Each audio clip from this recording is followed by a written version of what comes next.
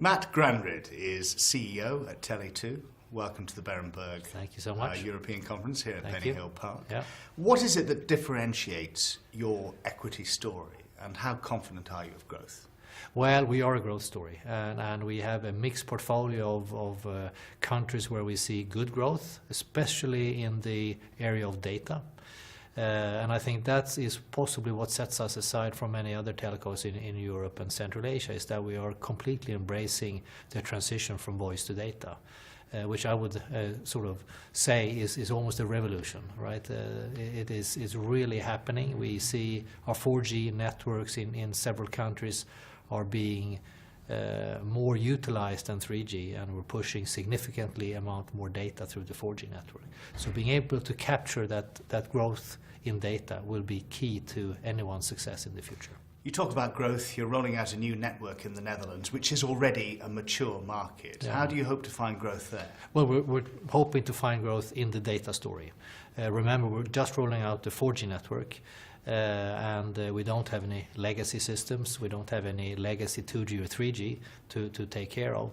And Netherlands is an interesting place. We're already present. We're present in the fixed domain.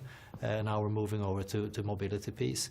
And also the price level on the mobile broadband side in the Netherlands is among the highest in Europe. And consequently, the penetration of mobile broadband is among the lowest. So we believe it's a good place to venture into. And also we had a preferential treatment when we acquired the spectrum. So we have a good spectrum portfolio of 800 megahertz all the way up to 2.6 gigahertz.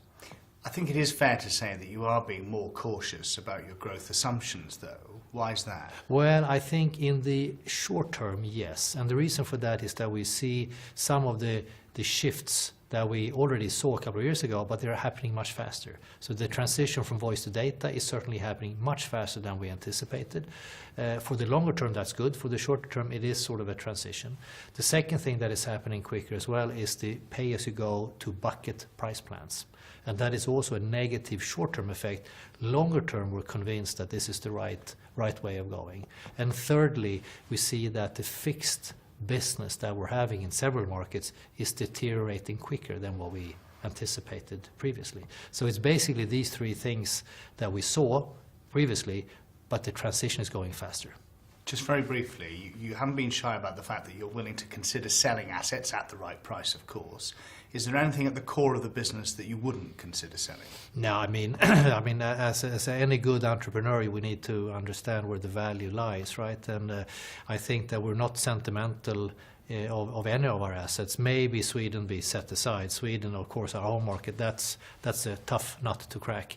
We divested our big Russian operation some 6-7 months ago, and I think that's a testimony of us being an entrepreneur at heart. We want to see growth, and we want to see a good return for our shareholders. And if that means that we're going to divest, we're going to do that. Thanks for your time and joining us here at Penny Hill Park. Thank you very much. Thank you.